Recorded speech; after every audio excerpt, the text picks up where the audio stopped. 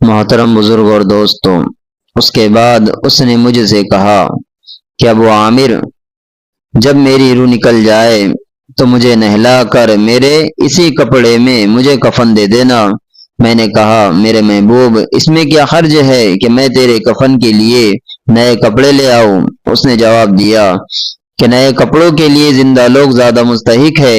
یہ جواب حضرت ابوبکر صدیق رضی اللہ عنہ کا جواب ہے کہ انہوں نے بھی اپنی وصال کے وقت یہی فرمائش کی تھی کہ میری انہی چادروں میں کفن دے دینا، اور جب ان سے نئے کپڑے کی اجازت چاہی گئی تو انہوں نے یہی جواب دیا تھا۔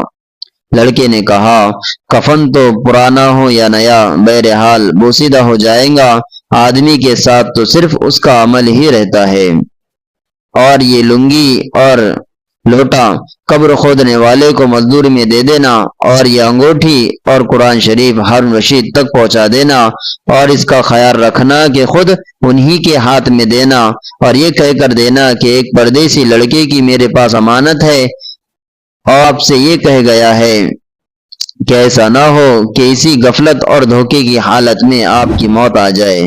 یہ کہہ کر اس کی روح نکل گئی۔ اس وقت مجھے معلوم ہوا کہ یہ لڑکا شہزادہ تھا۔